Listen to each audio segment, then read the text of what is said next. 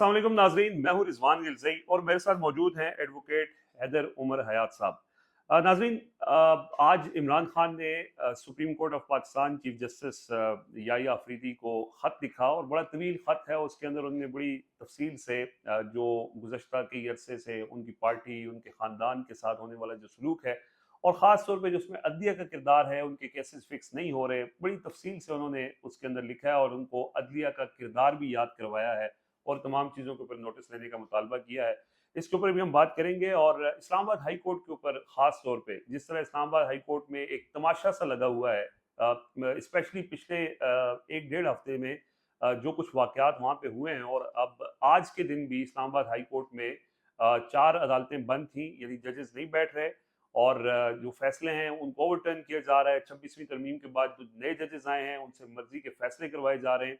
और इम्पोर्टेंट आज की अपडेट ये है कि इमरान खान का जो 190 मिलियन पाउंड वाला केस था वो अब बिल आखिर 25 सितंबर के लिए समाअत के लिए मुकर्रर हो गया है और 25 सितंबर को चीफ जस्टिस सरफराज डोगर और जस्टिस आजम खान पर मुश्तमिल 2 रुकनी बेंच उनका ये केस सुनेगा।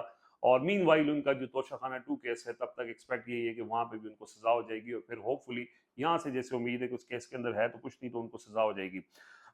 हैदर भाई, आपसे मैं स्टार्ट में एक तो इमरान खान का ये जो ख़त है जिसके अंदर उन्होंने एक बार फिर उस अदलिया से जो अदलिया 26वीं तरमीम के बाद एक हुकूमत का मातहत अदारा बन के रह गई है और जिस तरह से पीटीआई को क्रश किया गया उसके अंदर अदलिया ने बाकायदा सहूलतकारी का किरदार अदा किया, लेकिन वो फिर भी उम्मीद उनकी उसी अदलिया से है, उसी चीफ जस्टिस से है जो 26वीं तरमीम के बाद के नतीजे में चीफ जस्टिस बने हैं। तो क्या आपको लगता है कि कोई इंसाफ मिलेगा? देखें, इसका जो शॉर्ट आंसर है वो ये है कि मेरा नहीं ख्याल उन्हें लगता है कि इससे कोई इंसाफ मिलेगा।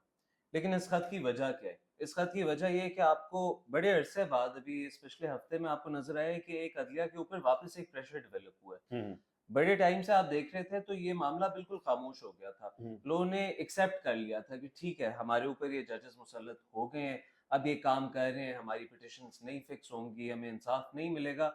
ठीक है, वो जब आपके ऊपर एक चीज़ इस तरह मुसल्लत हो जाए और उसपे थोड़ा ज़्यादा टाइम गुज़र जाए, तो you make your peace with it. आप हुँ, कहते हैं अच्छा ठीक है यार, अब मैंने इस निज़ाम में किस तरह चलना है। हुँ, फिर इस्लामाबाद हाई कोर्ट में कुछ चीज़ें हुई, सुप्रीम कोर्ट में कुछ चीज़ें हुई, तो उससे ज़रा ये प्रेशर वापस रीजनरेट हुआ है। तो मेरे ख्याल से जो इमरान खान साहब का भी खत है, वो ताकि वो प्रेशर रिलीज़ ना हो, उसके ऊपर वो ज़रा डबल डाउन करें, हुँ, तो उस खत की मेन वजह ये है। वो खत आई थिंक ऑल्सो वो ज़रा बैकअप करता है मंसूर अली शाह साहब ने जो खत लिखा था, हुँ, बाबर सितार साहब ने जो अभी खत लिखा था। तो उम्मीद की किरण तो है इसमें कि अल्लाह करे कि याहिया अफरीदी साहब, डोगर साहब, इन सबको थोड़ी-सी इसके अंदर थोड़ी बेहतर सेंस प्रिवेल करे और इमरान खान साहब का खत हो या किसी और जज का खत हो, उससे उनको ज़रा थोड़ी हीट इंसा फीस। थोड़ी थोड़ी हीट भी फ़ील हो और थोड़ा-सा थोड़ी उनकी गैरत भी इस चीज़ में हुँ, जागे। हुँ, हमारे ऑनरेबल जजेस हैं, उनके बारे में इस तरह कहना नहीं चाहिए, लेकिन वो जिस तरह की आजकल चीज़ें चल रही हैं हमारी अदालतों में, तो इंसाफ तो आपको कहीं नज़र नहीं आ रहा।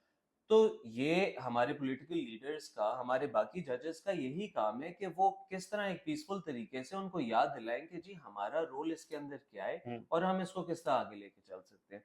तो जहाँ तक इमरान खान साहब का खत है, उसमें बातें सारी बचाएं, वो उधर जेल में बैठे हुए इससे ज़्यादा और कुछ कर भी नहीं सकते।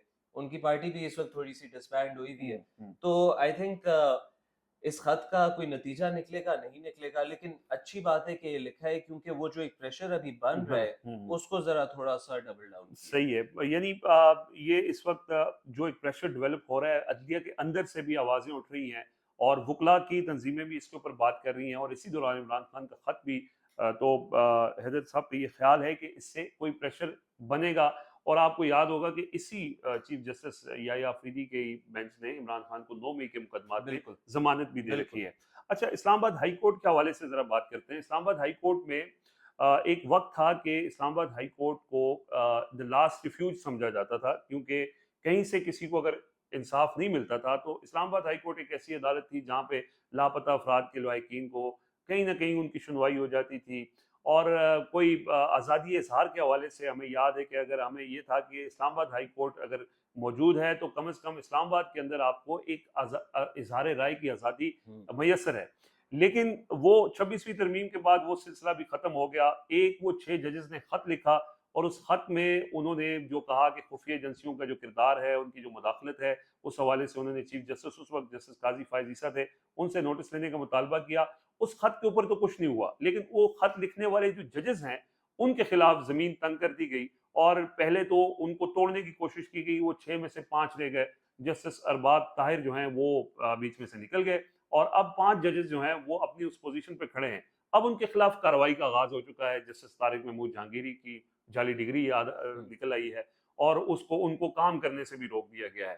یہ جو اسلام آباد ہائی کورٹ میں یہ جو ایک تماشا سا لگا ہوا ہے، اور وہاں پہ جو خاص طور پہ جو 26ویں ترمیم کے بعد آنے والے ججز ہیں ان کا جو کردار ہے، تو کیا یہ جو آوازیں اٹھ رہی ہیں، جسٹس بابر ستار ہوں، جسٹس محسن اختر کیانی ہوں، جسٹس سمن ہوں، اور جسٹس سردار سردار اعجاز اسحاق ہوں، یہ اپنی طرف سے کوشش تو کر رہے ہیں، یعنی وہ کہتے ہیں کہ اپنے حصے کی شمع تو جلا رہے ہیں، لیکن جتنی طاقت اس وقت ان کی چیزیں کنٹرول میں ہے اور ججز جس طرح کا کردار ادا کر رہے ہیں، آپ کو لگتا ہے کہ اسلام آباد ہائی کورٹ اپنی وہ گلوری واپس بحال کر سکے گی؟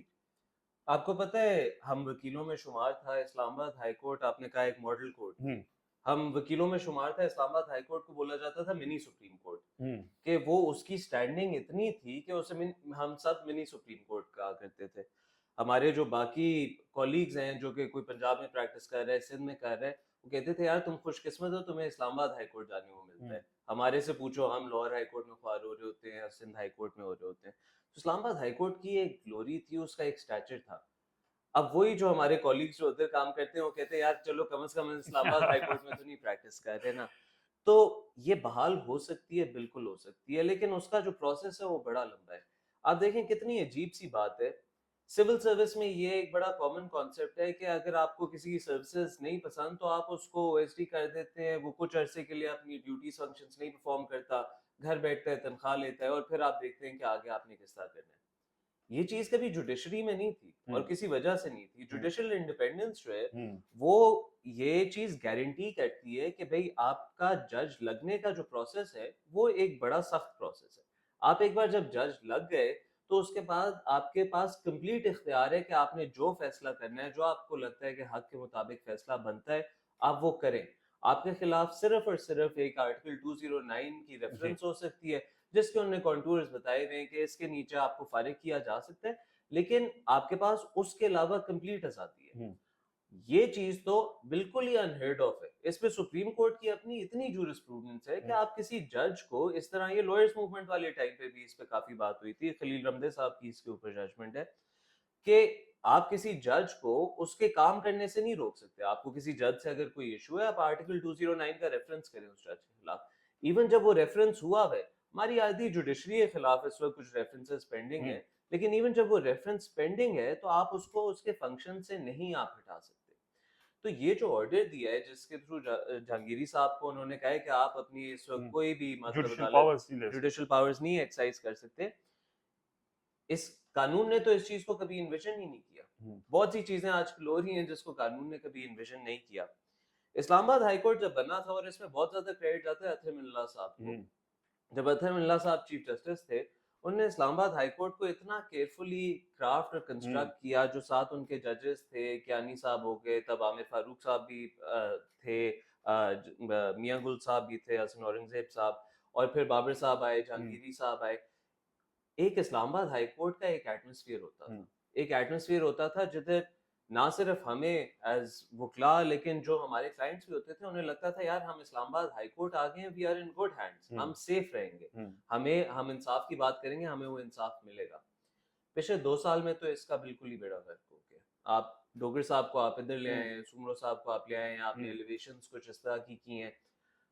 اس میں ایک اور میں آپ کو مزے کی بات بتاؤں کہ جب ججز اپوائنٹ ہوتے ہیں، سو ہائی کورٹ میں جب ججز اپوائنٹ ہوتے ہیں، یا وہ نیچے سے آتے ہیں یا وہ وکیلوں میں سے ہی اپوائنٹ ہوتے ہیں، تو ان کا کچھ ٹائم ہوتا ہے جس سے پہلے وہ کنفرم ہوتے ہیں، وہ ایڈیشنل ہاں جی ججز ہوتے جی ہیں۔ اس ٹائم کے لیے ان کو کوشش کی جاتی ہے کہ ان کو سول اپیلز، بیلز، اس طرح بڑے کی کیسز ان کے سامنے بڑے نہ لگائے کیسز جائیں۔ ان کے سامنے، تاکہ ان کے پاس ذرا ایکسپیرینس آئے، اور جو آپ کی ایکسپیرینس ممبرز ہیں جوڈیشری کے، وہ آرٹیکل 199 کے ریٹ جورسڈکشن کے مقدمے سنیں۔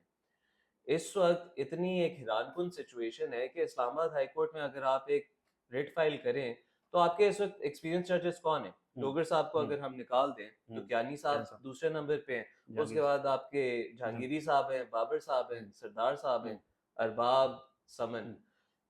ان کے پاس، ارباب صاحب کے پاس تو اب خیر واپس لگنا شروع ہو گئی ہیں، ان کے پاس کوئی ریٹ جورسڈکشن کا مقدمہ ہی نہیں لگ سکتا اس وقت، وہ سارے جونیئر ججز کے پاس جا رہے ہیں. تو اس کا طریقہ ہے لیکن وہ اس کا ایک بڑا لمبا راستہ اختیار کرنا پڑے گا.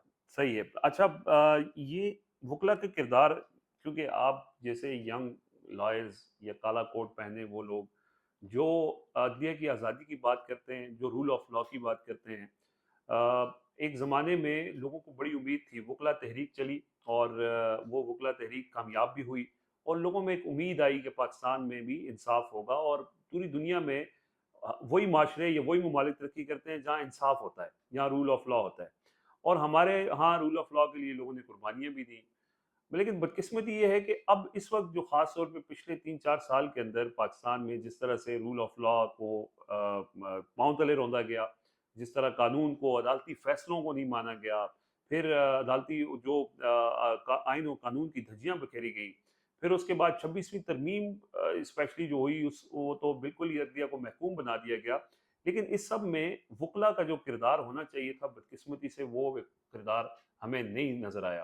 اور جو ہماری جو سپریم کورٹ بار ایسوسیشن ہے، جو اسلام آباد ہائی کورٹ بار ایسوسیشن ہے، پاکستان بار کونسل ہے، ان لوگوں کے جو نمائندے لوگ بنے ان کے اوپر بھی کوسچنز آئے. لوگوں نے کہا کہ جی یہ تو ڈی ایچ اے کے پلاٹس لے کے اور یہ خاموش ہو گئے ہیں، یا اعظم نذیر تارڑ صاحب ظاہر ہے وہ وکلا رہنما تھے، انہوں نے بڑے زبردست طریقے سے وکلا تنظیموں کو میں یہ تو نہیں کہوں گا برائب کیا، لیکن ظاہر ہے آپ جب بارز کو پیسے دیتے ہیں تو اس کا مینیج مطلب کیا. یہی ہوتا ہے مینیج کیا، اور اتنے بہترین طریقے سے مینیج کیا. چلیں یہ تو ان کی اسکل تھی، ان کی کوالٹی تھی کہ انہوں نے سب مینیج کر لیا، لیکن وکلا کا کردار بھی تو تھا کہیں پہ کہ انہوں نے پاکستان میں رول آف لا کے لیے، عدلیہ کی آزادی کے لیے اپنا کردار ادا کرنا تھا. وہ کہاں گیا؟ دیکھیں جی، بڑے افسوس کی بات ہے، ہمیں ہمیشہ سے یہی سکھایا گیا کہ ایک بار جب آپ یہ کالا کوٹ اور کالی ٹائی پہن لیتے ہو تو پھر آپ کا کام ہے اس ملک میں آپ آئین کی رکھوالی کریں، آپ rule of law, separation of powers, یہ جو بیسک فنڈامنٹل پرنسپلز ہیں آپ ان کے گارڈینز ہیں. لیکن افسوس کی بات ہے کہ ہم میں سے بہت لوگ یہ جو ہم نے ایک وعدہ کیا تھا، جس طرح ڈاکٹرز ایک اوتھ لیتے ہیں، ہمارا اس طرح اوتھ نہیں ہوتا، لیکن ہمارا ایک سائلنٹ اوتھ ہوتا ہے کہ جب ہم اس پروفیشن کے اندر آتے ہیں ہم قائد اعظم کی مثال لے کے چلتے ہیں.